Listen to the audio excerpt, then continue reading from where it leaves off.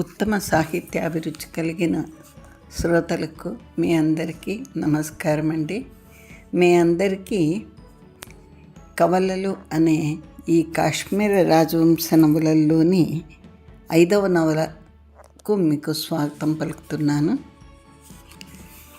ఇది కాశ్మీర రాజతరంగిణి కల్హండు రాసిన రాజతరంగిణిలోని ఒక కథ ఆధారంగా ఈ నవల రచించారు విశ్వనాథ్ సత్యనారాయణ గారు.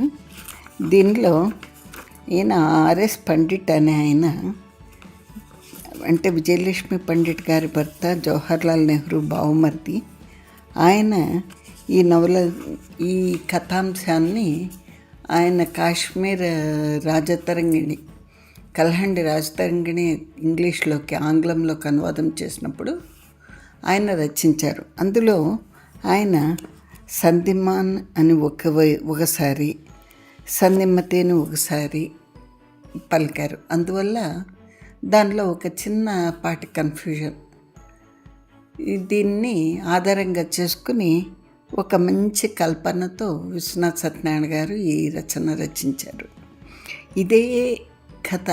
ఇదే కథను ఈయన పిలకా గణపతి శాస్త్రి, ఆయన ఇంకొక మంచి నవలాకారుడు. ఆయన కాశ్మీర పట్టమహిషి అనే ఒక నవల రచించాడు. ఈ రెండును అద్భుతమైన నవలలే. ఏ నవల ప్రత్యేకత ఆ నవలకు ఉంది. ఆ నవలలో కథానాయిక పేరు నరేంద్ర ప్రభ, ఆమె భర్త నోణక శ్రేష్ఠి. ఇక్కడ ఆ పేర్లు కొద్దిగా మార్చినారు విశ్వనాథ్ వారు. కల్పన కూడా కొంచెం వేరు విధంగా మలిచారు కథను. ఇది ఈ కథ గురించి క్లుప్తంగా ముందు మాట. ఇక మనము ఎక్కువ ఆలస్యం లేకోకుండా కథలోనికి వెళ్ళిపోయేద్దాం, సరేనా అండి? ఇంద్రియాతీత మధుకాంతిం దుర్లభ ప్రాప్త మఘశాంతిం దేవీం. ఈ 2 చరణములతో నాట్యం సాగుచుండెను. ఎదురుగా దేవి విగ్రహం ఉన్నది. దేవి విగ్రహము పాలరాతి విగ్రహం. తల్లి శ్వేతద్వీప వాసిని. ముఖము గుండ్రంగా ఉన్నది. పాలమునందు పెద్ద కుంకుమ తిలకమున్నది. తారకలు ఇంద్రనీలమణులు కాటకబెట్టినట్టు, కొస కూడా తేరినట్టు హరినీల శలాకలు తీర్చబడినవి. కనుగుడ్లు నవారుణ పరిస్పృశ వైడూర్య సకలములు. తల్లి అడ్డబాస వైడూర్య సకలము.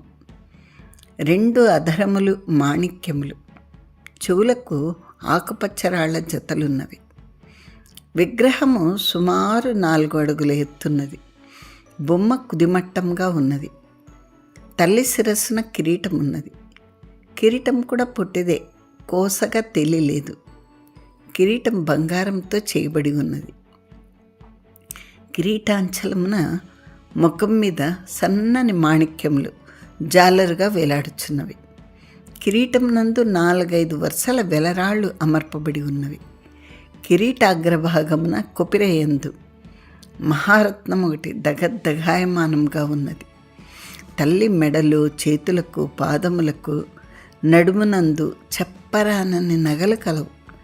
దేవి యొక్క మూర్తి అందున్న జవహరి అంటే నగ కట్టు యొక్క వెల తేలిక 30-40 లక్షల దీనారములుండును. విగ్రహమునకు కట్టిన చీరయు రవికయు 200-300 దీనారములగును. దేవి అర్చన అర్థమున్న పాత్రలు, పళ్ళెములు సర్వమును కనకమయములు.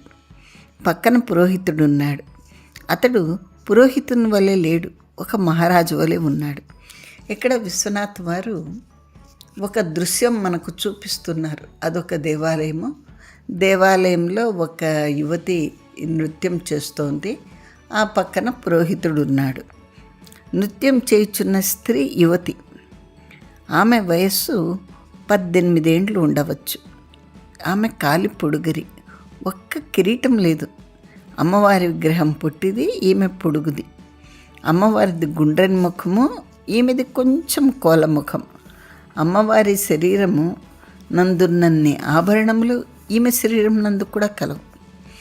ఆమె నాట్యం చేయకుండా నిలుచున్నచో ఆమెకు కూడా పాలరాతి విగ్రహమేమో అనిపించును.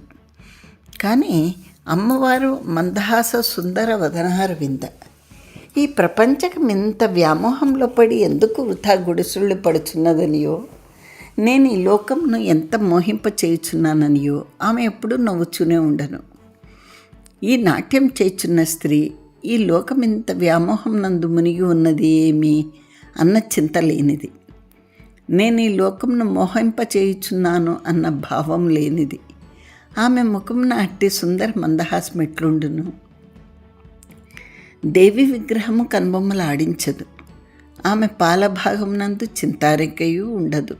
అవి రెండు నాట్యం చేస్తున్న స్త్రీ పాలభ్రూ దేశం నందుండు. అంటే నాట్యం చేస్తున్న స్త్రీ కూడా దేవి విగ్రహం అంత గొప్పగా ఉన్నది అని ఇక్కడ ఆయన చెప్తున్నారు. సౌందర్యము పలు విధములుగా ఉండును. దేవి సౌందర్యం వేరు, దేవతా స్త్రీల సౌందర్యం వేరు, మానవ స్త్రీ సౌందర్యం వేరు, మహారాజ్ఞుల యొక్క సౌందర్యం వేరు. అమ్మవారి విగ్రహం నందు దేవి సౌందర్యం ఎంత నిండి ఉన్నదో, నాట్యం చేయు స్త్రీ యందు మానవ స్త్రీ సౌందర్యం అంత నిండి ఉన్నది. ఈమె శరీరము పరమ లఘువు, లేడి వలె దూకగలదు, పులి వలె గెంతగలదు. ఆమె దేవీ విగ్రహం యొక్క ముఖమునందున్న శాంతిని తన ముఖమునందు ప్రదర్శింపగలదు, ప్రదర్శింపగలదు, కానీ నిలబెట్టుకొనలేదు. ప్రదర్శించుటకు నిలబెట్టుకొనుటకు ఎంతయో భేదమున్నది. నిలబెట్టుకొనుటకు యోగిని కావలేను. ఆమె నాట్యకర్త కనుక ప్రదర్శింపగలదు. హృదయం నందు తత్కాల శాంతి స్పర్శ లేకుండా ప్రదర్శించుట సాధ్యమా అన్నచో సాధ్యం కాదనే చెప్పవలను. తాత్కాలికమైన హృదయగతమైన తద్భావస్ఫూర్తి లేకుండా యథార్థమైన అభినయం సాధ్యం కాదు. ఆ నాట్యగత్తె ఒక శృంగార రసమును, ఒక వీరరసమును, ఒక హాస్యరసమును ప్రదర్శించుంచో దాత్రి పట్టదు. కానీ దేవి యొక్క ప్రత్యక్షం నందు శాంతరసమునే అభినయించవలను. మరియు నాట్యము మూడవది. మొదటిది నృత్యము, రెండవది నృత్యము, మూడవది నాట్యము. నృత్యము లయానుకారి, నోటి వెంట మాట ఉండదు, నేర్చుకున్న వరుసలు తొక్కుట మాత్రముగా ఉండును. కానీ అభ్యాసవశమున దాని యందు లయతో కూడిన ఒకానొక దూరపు భావన గోచరించును. నృత్యమనగా శబ్దార్థాభినయం. ఇందుకు కొంత నృత్యమునను ప్రధానంగా హస్త, భ్రూ, నేత్రాభినయములతో శబ్దార్థమునకు సంబంధించిన లోకవృత్తము అభినీతమగుచుండును. ఇంద్రియాతీత మధుకాంతి. ఇంద్రియములు పంచేంద్రియములు, కన్ను, ముక్కు, చెవి, నోరు, స్పర్శ సర్వ జగత్తు వీటి వల్లనే నడుచుచున్నది. ఏతత్ ఇంద్రియ కార్యాచరణం యొక్క వైవిధ్యమును అభినయింపనారంభించినచో తుది మొదళ్ళు ఉండవు. అతీత అన్న శబ్దార్థమును కూడా హస్తంతో అభినయింపవచ్చు, అడుగులు వేసి అభినయింపవచ్చు. మధు శబ్దమున్నది, ఇచ్చట గౌణార్థంలో వాడబడున్నది. అంటే మకరందముని. వాచ్యార్థములు తీసుకుని పువ్వులు, రేఖలు, తెనిటిగా వచ్చి వాలుట, చుమ్మనుట, తేనెను తావుట మొదలైందంతా అభినయింపవచ్చును. లేదా కొన్ని శబ్దార్థములకు ప్రత్యేకలుగా పతాకాది హస్తములుండును, వాణిని నరపవచ్చును. ఇటువంటిది శబ్దార్థాభినయం. దీని పేరు నృత్యం. ఆ నాట్యకత్య నృత్యముల యందు సుశిక్షితురాలు, నిష్ణాతురాలు. నాట్యమనగా భావాభినయం, అనగా వాక్యార్థాభినయం. అమ్మవారు ఇంద్రియాతీత మధుకాంతి. ఇంద్రియములకు అతీతమైన ఒక జ్యోతిస్సు కలదు. ఆ జ్యోతిస్సు యొక్క కాంతి కమ్మనిది. అటువంటి కాంతి కలది శ్రీదేవి. నృత్యములను వదిలిపెట్టించో దీనిని అభినయించుట ఎట్లు? ధ్యాన స్థిమిత నేత్రవృత్తి అయి ముఖం నందు ఒక శాంతిని తెచ్చుకొని త్రిభంగిగా నిల్చుండి అభయహస్తమును పూని తన ఎంతట తానే దేవిగా భావించినచో తదభినయం కావచ్చును. ఆ నాట్యకర్త ఎవరో ఒక మహాధనవంతుని కూతురో పెండ్లామో కావలేను కదా. భోగముల యందు మునిగి తేల్చున్న యువతి కావలేను కదా. ఏలనగా పక్కన నిల్చున్న పూజారి వినయవంతుడై నిల్చున్నాడు. ఆమె దేవదాసేనచో అతడంత వినయంగా నిల్చుండ అవసరం లేదు. దేవదాసేనచో పరిమిత భూషణములను ధరించి ఉండవచ్చు, కానీ ఇన్ని లక్షల దీనారములు వెలగల భూషణములు ఉడుపులను ఎట్లు ధరింపగలదు? ఆమె ముఖంలో మహారాజ్ఞి లక్షణములు కలవు. పాలభాగమున దర్పం కలదు. ఊరక నిల్చున్న సమయమున టీవీ కలదు. ఆమె యందు దేవి విగ్రహం నందలి శాంతి ఎట్లు స్ఫురించును? శాంతిని సంపాదింపవలైననే ఆమె ప్రతి శుక్రవారం వచ్చి దేవి ఎదుట నాట్యం చేయుచుండును. దేవి ఎదుట నాట్యం చేయుటకు ఇంతటి వేషమెందులకు? ఎందుకింత నగకట్టు? ఇది గుణత్రయ విభాగ యోగంలోనిది. భక్తి కూడా మువ్విధము: సాత్విక భక్తి, రాజస భక్తి, తామసిక భక్తి. ఇది రాజస భక్తి. అయినచో శాంతి సిద్ధించునా? ఏ మధుకాంతి ఏ సర్వభూత శాంతి అగునో ఆ దేవి శాంతితర భావ సంపత్తి చేత సాధ్యురాలగున. విద్యలు భగవంతుని తదితర గుణముల చేత సాధింపవచ్చును అని చెప్పుచున్నవి. భగవంతుని శృంగార రసం చేత సేవించుట ప్రహతమైన మార్గం. అతడు నాయకుడు, భక్తుడు స్త్రీ. భక్తి యొక్క లక్షణమంతయు విరహము, దూతి, సాత్విక భావములు మొదలైన సామాగ్రి చేతనే నడపబడుచున్నది. శృంగార రసంను ఆశ్రయించి భక్తి మార్గం అవలంబించినప్పుడు సిద్ధి శీఘ్రంగా కలిగినచో, తదితర భావములను ఆశ్రయించి ఉపసాధనం చేసినప్పుడు మరికొంత జాగించు కావచ్చును. అసలే కాదనటకు వీల్లేదు కదా.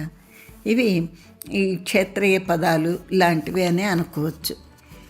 భగవతత్వంను పురుషుడిగా భావించుంచో భక్తుడు తాను స్త్రీగా భావించుకునవచ్చును. ఆ దేవి స్త్రీగా భావింపబడినప్పుడు దేవి ఎగుచున్నది. శృంగార రసం ఇక్కడ పనికిరాదు, అది అపచారం. అప్పుడు భక్తునకు నిసుమ్మనకు పట్టిన గతి పట్టును, మరియు దాని యందు సామంజస్యం లేదు. శృంగార రసము అనుభవ సంచారి సాత్విక భావములు స్త్రీయందు భావించి పుష్పించును. పురుషుడు విభావములలో ఒకడు మాత్రమే.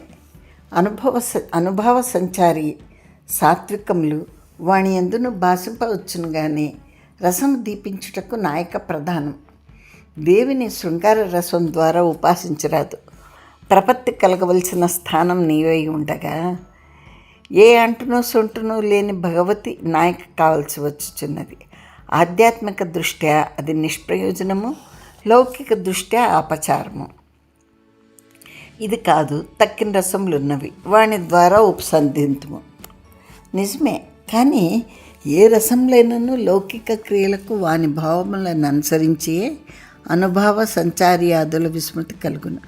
ఇవన్నీ పరమేశ్వరుని యందు లగ్నం కావలేను. అనగా సర్వ ప్రపంచ వ్యవహారములను పరమేశ్వరార్పితం కావచ్చును. పేరే కానీ అది అతడే కదా. అంచేత లౌకికమైన సర్వభావముల చేత పరమేశ్వరుడు ఆరాధనీయుడే అవుతున్నాడు. భగవంతుని ప్రార్థించుటకు మనకు వేరే మార్గం ఏమున్నది? ఉన్నవే రెండు మార్గములు. ఒకటి సక్రియము, రెండవది నిష్క్రియము. నిష్క్రియము ధ్యానాధికము, సక్రియమనగా లోక వ్యవహారికము. దీంతో భగవంతుని సేవించుట ఎట్లనగా, క్రియలోనే భగవంతుడు సత్వాకృతి కనుక క్రియను సాత్వికంగా ఉంచుట.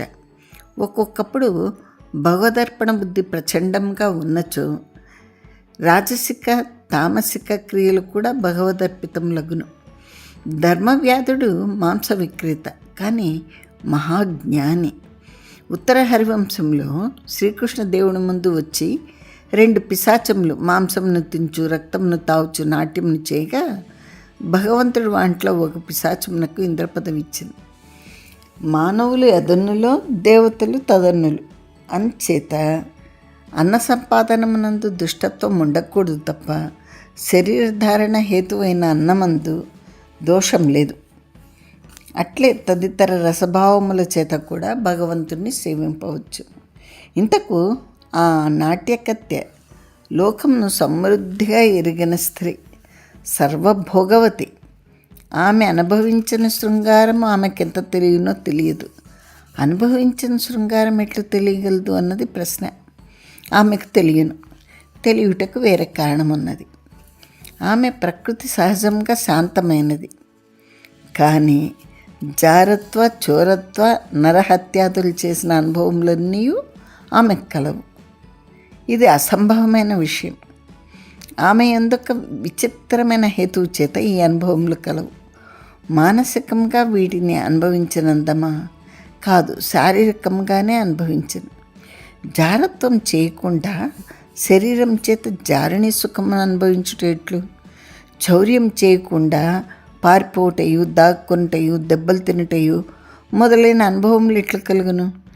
ఆమె ఎందవి సంభవములైనవి. అందుచేతనే ఆమె తద్దోష పరిహారార్థము ప్రతి శుక్రవారం నందు వచ్చి దేవాలయంలో ఈ నాట్యం చేయును. దినదినము గృహం నందే ఎడతెగని దేవీ పూజ చేయును. ఆమెకెప్పుడో తనకు తెలియకుండా పలుసార్లు దుష్టానుభూతులు కలుగుచుండును. ఆ సమయం నందు ఆమె ఉడలు ఆమెకు స్వాధీనంలో ఉండదు. తగలబడిపోయి చల్లారిన ఊరు వలె సర్వధాతుశోషకమగు జ్వరం వచ్చి తగ్గిపోయిన తర్వాత ఉన్న శరీరం వలె ఆమె దేహస్థితి ఉండును. భర్త వ్యాధి అనుకును. అతనికేమి, అతని సంపత్తునకు కోటీశ్వరుడు అన్న మాట చాలదు. అతనికి భార్య అన్నచో ఉన్న ప్రేమకు హిమవత్ పర్వతపుటెత్తు చాలదు. ప్రళయాంత మహాసముద్రపు లోతు చాలదు. వైద్యులు ఏమీ చెప్పలేరు. అట్టి అనుభూతి వచ్చిన తర్వాత ఆమె దేవి పూజ చేయను. ఎంతసేపు చేసించో ఆ ఉద్వేగం తగ్గునో దేవికే తెలియను. ఒకప్పుడు ఆమె దుర్యోగం చేత అట్టి అనుభూతి గురువారం నాటి రాత్రి వచ్చును. అప్పుడు ఆమె శుక్రవారం తెల్లవారక మున్న స్నానాది కృత్యములు చేసి దేవాలయంలోనికి వచ్చును. అదివరకే ఆమె ఒళ్ళు విరగబొడిచినట్టుండును. మిక్కిలి బడలిక ఉండును. నిదురను వాంఛించును. ఆమె మంచం మీద నుండి లేవలేదు. కానీ ఆమెలోని భక్తి వీటినన్నిటినీ నిరాదరణ చేయను. ఎక్కడనో మహాపాపం జరుగుతున్నది. ఆ పాపము తనతో భాగం పంచుకుంటున్నది. తత్సర్వ నిష్కృతి తాను చేయవలేను. ఆమె అనుభూతులు ఒకప్పుడు చాలా విచిత్రంగా ఉండును. తాను తన భర్తతో సంగమించడి వేళ తనకు తెలియకుండా అట్టి అనుభూతి సంభవించును. భర్త ఆమెను అడుగును. ఈమె ఏమీ సమాధానం చెప్పదు. అది ఏదో మహారహస్యం దాచుకును. ఆమె మహారహస్యం నాకు దాన్ని దాచుచున్నదని ఇతరులకెట్లా తెలియను? ఒకడు సందేహపట్టకు కూడా వీల్లేదు. ఆమె భర్త కోట్ల దీనారములకు అధికారి. ఆమె సౌందర్యమునకు, ఆమె నాట్య విద్యకు ఉన్మత్తుడై ఆమెను పెండ్లాడినవాడు. ఆ మహాధనవంతుడు దేవికిచ్చిన కానుకలకు లెక్కలేదు. ఆ బాలా త్రిపుర సుందరీదేవి ఇంత భోగమును అనుభవించుటకు, ఇంత ధనవంతురాలగుటకు ఆ ధనికుడే కారణం. ఈమె దేవాలయం నందు నాట్యం చేయుచుండగా లోనికి ఇతరులను ఎవ్వరినీ రానియరు. దానికి రాజాజ్ఞా పత్రం కూడా కలదు. అతడు రాజ్యమునకు కొన్ని కోట్లు ఇచ్చెను. 4-5 యుద్ధవేళల యందు రాజునకు ఎంతయో ధన సహాయం చేసెను. ఆ శ్రేష్ఠి చిన్నవాడు, 30 ఏండ్లవాడు. కానీ అతని మహాధనము చేత, సద్గుణ సంపత్తి చేత రాజధాని అందెల్లా అతని ప్రతిష్ట తళతళలాడుచుండెను. అతడు ఒకసారి రాజదర్శనం చేసి తన భార్య యొక్క దేవీ భక్తియు భరతశాస్త్ర విజ్ఞానమును విన్నవించుకొని తద్దేవి మహాలయ సర్వసంపదకు తానే హేతువునని చెప్పి నిజం నాకు ఆ దేవాలయం తనదే అగుట నిరూపించి, అయినను దేవాలయం అగుట చేత సర్వజన ప్రవేశార్హత ఉండుట వలన ఒక్క శుక్రవారం యొక్క ప్రాతకాలం మాత్రం పరులందు ప్రవేశింపరామికి రాజాజ్ఞను పుట్టించుకున్నాం. ఈ రాజాజ్ఞ పుట్టి 3 ఏండ్లైంది. ఈ 3 ఏండ్లలో రాజునకు యుద్ధములు లేవు. రాజ్యమునకు ధనమును రుణముగా తేవలసిన అగత్యము కలగలేదు. ఆ శ్రేష్ఠిని రాజు బాగా ఎరుగును. కానీ ఆ ఎరిగి ఉండుట 3 ఏండ్ల కిందటి మాట. ఈ నాట్యకర్త అయిన ధనకుని భార్య 10 మంది కటారికాండ్లు వెంటరాగా బంగారం చేత నిర్మింపబడిన పల్లకీలో దేవాలయంకు వచ్చును. నృత్యం చేసినంతసేపు చేయును. అంతసేపును పల్లెంకి కవాహకులు, కటారికాండ్రు దేవాలయం ముందు ప్రతీక్షించుచుందురు.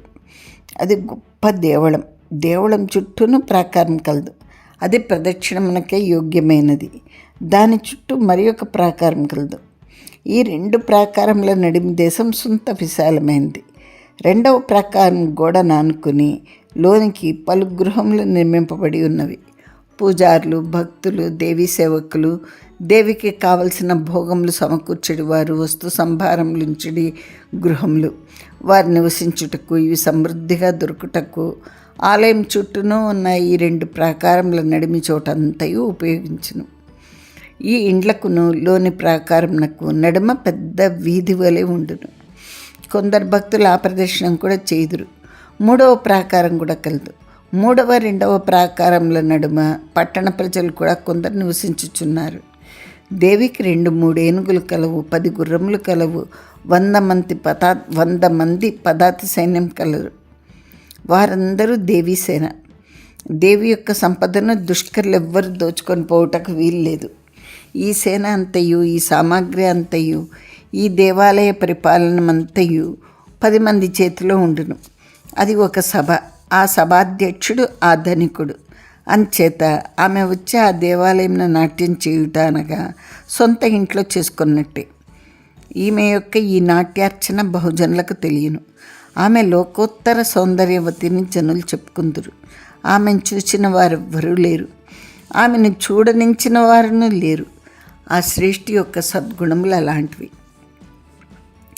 ఇలా ఉండగా ఆనాటి పొద్దున ఆలయము ముందునకు పట్టపుటేనుగు నెక్కి 200 మంది సైనికులు వెంటరాగా పూజాద్రవ్యములు కొన్ని బండ్ల మీద ఎత్తించుకుని మహారాజా చెట్టుకు వచ్చాను. ఈ దేవి మహిమగల దేవి అని జనులలో వాడుక కలదు. ఈ దేవి యొక్క అర్చన చేసించో సంతానం కలుగునని జనుల యందు బ్రతకలదు. రాజుకు సంతానం లేదు. ఈ దేవి యొక్క ఆలయము ఆ ధనికుందని శుక్రవారంల పొద్దుట అందులో అచ్చటికి అన్యప్రవేశం లేకుండా తానే ఆజ్ఞ ఇచ్చితనని రాజుకు జ్ఞాపకం లేదు. రాజు దేవేరితో కాక తాను ఒంటరిగా వచ్చాను. ఆలయం యొక్క ప్రధాన ద్వారం ముందు దేవీ సేన నిలబడి ఉండెను. వచ్చినది రాజు. ఆయన వెంట 200 సైన్యం ఉన్నది. అడ్డగించుటయా, యుద్ధమా? రాజు తన ఆజ్ఞను తానే సముల్లంఘించున? శ్రేష్ఠి యొక్క భార్య యొక్క సౌందర్యంను రాజు విని ఉండవచ్చును. ఆమె యొక్క భరతశాస్త్రం యొక్క పాండిత్యంను గురించి విని ఉండవచ్చును. శ్రేష్ఠి వలన రాజు పూర్వము ఉపకారములు పొందినవాడు. నీ భార్యను నాకు చూపింపమని శ్రేష్ఠి నే ముఖం పెట్టుకుని అడుగును. కనుక ఈ ఎత్తినాడు. తనను కాదని వారు లేరు కదా. లోనికి పోవచ్చును, ఆమెను చూడవచ్చును, ఆమె నాట్యము నరసి ఆనందించవచ్చును. దేవి సేనాపతి ధైర్యముని మహారాజు వద్దకు పోయి, ఇది శుక్రవారం, శ్రేష్ఠి గారి భార్య దేవి సన్నధానమున నాట్యం చేయు సమయం. ఈ ఆలయమునకు శ్రేష్ఠి సర్వాధికారి. ఈ సమయమునందు ఎవ్వరూ దేవి దర్శనం చేయటకు వీల్లేదు అని రాజుగారి యొక్క ఆజ్ఞాపత్రం ఉన్నదని రాజుగారితో మనవి చేసెను. పత్రమును చూపించెను. రాజు చూచెను. తాను తనకు సంతాన ప్రాప్తి గటిల్లుటకు ఈ మార్గము ప్రజల చేత చెప్పబడి ఈ వేళ ఈ సమయము కార్తాంతికుల చేత నిశ్చయింపబడింది. రాజు ఏమీ మాట్లాడలేదు, కానీ పూజారిని రమ్మని కబురంపెను. పూజారియు సేనాపతియు రాజును ముగ్గురు సమావేశమై కొంతసేపు మాట్లాడరు. రాజు యొక్క సంతానవాంఛయు, లగ్నము చెడిపోకుండా వలసి ఉండుటయు, రాజాజ్ఞ చెల్లుటయు మూడింటిని సమన్వయపరిచి పూజారి ఇలా అన్నాడు. మహారాజా, ఆమె నృత్యం చేయుచుండగా ఎవరూ ఉండరాదు, కానీ దేవకులికుడునైన నేను ఉండవచ్చు. పుష్పములు, అగురు, సాంబ్రాణి, కర్పూరము, తాంబూలము, వీవన, పంచామృతములు మొదలైనవి నేనే అందించుచుందును. ఆమె నా వంక తల ఎత్తి చూడదు. నేను వయసు మీరిన వాడును. ఉపాయం చెప్పేదను. మీరు నేను ధరించిన ఉడుపులను ధరించి లోనికి పొండు. ఆమెకు అవి అన్నీ అందించుచున్నట్టు నటించి మీరు కూడా దేవి ఉపచారములు చేయుడు.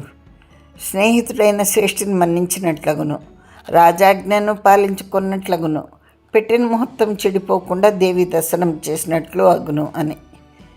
దానికి రాజన్నాడు, ఓయి ఆమె పరభార్య, స్నేహితుని భార్య, రాజ్యోపకారి భార్య.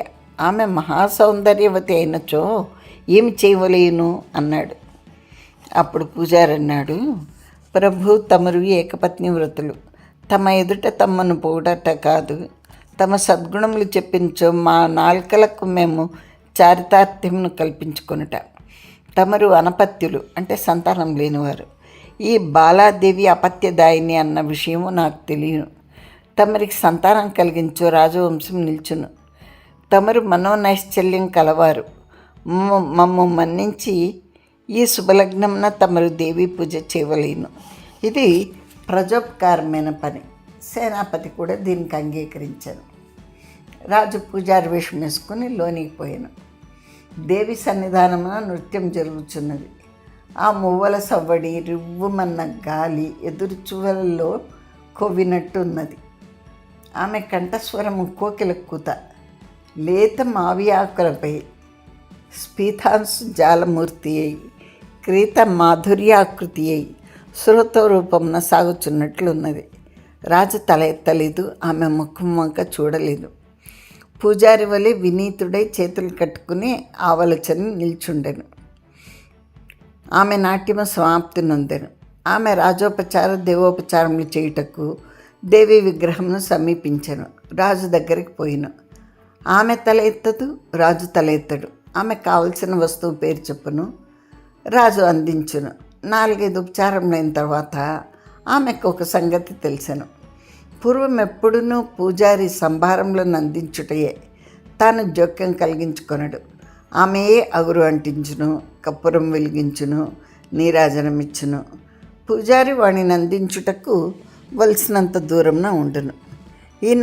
ఈనాడు ఇతడు తాను అగరంటించగా తానును అంటించెను, తాను కప్పురమును వెలిగించగా తానును కప్పురమును వెలిగించెను, తాను నీరాజనమిచ్చుచుండగా తానును నీరాజనమిచ్చుచుండెను. దేవికి తాను చేయుచున్న సేవలన్నిటినీ పూజారి కూడా చేయుచుండెను. అతడిదో మొక్కుకున్నాడేమో, తనతో కలిసి చేయుచున్నాడు, తప్పేమి? కానీ తప్పే. అది తన రాజసమునకు లోటు, తన గొప్పదనమునకు భంగము, తమ ఎత్తుకు సరిపోదు. ఏం చేయవలేను? అతని మీద కోప్పడవలేనా? ఇన్ని ఏండ్ల నుంచి వాడి మొగం ఎట్టిదో ఆమె ఎరగదు. వాడితో ఎన్నడూనూ ఆమె మాట్లాడలేదు. ఇంటికి పోయి భర్తతో ఇలా జరిగిందని చెప్పవలను. చివరకు ఆమె తన నాట్యమంతయు దేవికి దారాదత్తం చేసిన. ఆమెకి ఇంతవరకు తాను అంచున్న ఉపచార వాక్యములను పూజారియు అంచున్నట్టు లీలగా తోచింది. అది అప్పుడప్పుడు కలదు. పూజ చేయించు పూజారి ఆ వాక్యములను ఉచ్చరించుచు, అందులో కొత్త లేదు. అస్మత్కృత సర్వనాట్యం జగన్మాత బాలా త్రిపుర సుందర్య చరణకమలయో సమర్పయామి. ఈ మాటలను కూడా పూజారి అనువదించను. ఈ పూజారి నాట్యం చేసిన తన నాట్యంను దేవికి సమర్పించుటకు ఇతడెవరు? ఆమెకు అర్థం కాలేదు. ఆమెకి ఇది అవమానంగా ఉండెను. తల ఎత్తి అతని వంక చూచెను. అతడు ధ్యాన నిమీలితలోచనుడై నిల్చుండెను. ఏమి, ఇతడు పూజారియా? ఈ విడదలైన కన్నులు, బొగ్గల మీదకు తిరిగిన మీసములు, చెవుల కింది వరకు వచ్చిన పుస్తీలు, సైడ్ లాక్స్ అన్నమాట, కోకిబికిగా చుట్టిన తలగుడ్డలో నుంచి కనిపించుచున్న సీమంతము, పాయలు తీసిన జుట్టు, వెనకటి గిరజాలు, అంగీ తొడగకుండుట చేత విస్పష్టంగా కనిపించుచున్న ఎత్తైన వక్షస్థలము, కోణములు తేరిన అంశదేశము, బంగారు పూత వేసిన ఆయన స్తంభముల వంటి బాహువులు, చేతులకు కంకణములు, తానెన్నడీ వెరుగని విచిత్రమైన పనితనం కలిగిన రాళ్ల ఉంగరములు. ఆమె నిలువునా నీరయ్యను. ఇతడెవరో తెలియలేదు. పూజారి కాడో అవునో ఆమెకు విచారణ కలగలేదు. అట్లే ముగ్ధాయి చూచుచు కొన్ని లిప్తలు నిల్చుండెను. అప్పటికి స్మృతి వచ్చెను, తల వంచుకొనెను. ఆమె అలా రాజును కన్నార్పకుండా కాసేపు చూసింది. అప్పటికి ఒంటి మీద హెచ్చరిక వచ్చేసి తల వంచుకుంది. ఇక్కడ రాజు ధ్యానంలో ఉన్నాడు కదా, అతని కన్నులు తెరిచాడు. రాజు కన్నులు తెరిచాను. అతని కన్నులు ఆమె వదన పార్శ్వభాగమున పడెను. అతడు కన్నులు మూసినప్పుడు దేవి ముఖము ఎట్ట ఎదురుగా కనిపించెను. కళ్ళు తెరిచినంతనే దేవి ముఖం అటు తిప్పుకోగా సగం కనిపించుచున్నట్టుండెను. ఎవరి దారిని వారిపోయిరి. ఇక్కడ రాజు అనుకోకుండా ఆమె ముఖమును చూశాడు, ఆ నాట్యగత్తె ముఖం చూశాడు. అది ఒక పక్కకు తిరగడం వల్ల సగము ముఖము మాత్రమే, అంటే ఒక భాగం మాత్రం కనిపించింది. అది దేవి మొహం తిప్పుకుంటే ఎలా ఉంటుందో అలా అనిపించింది.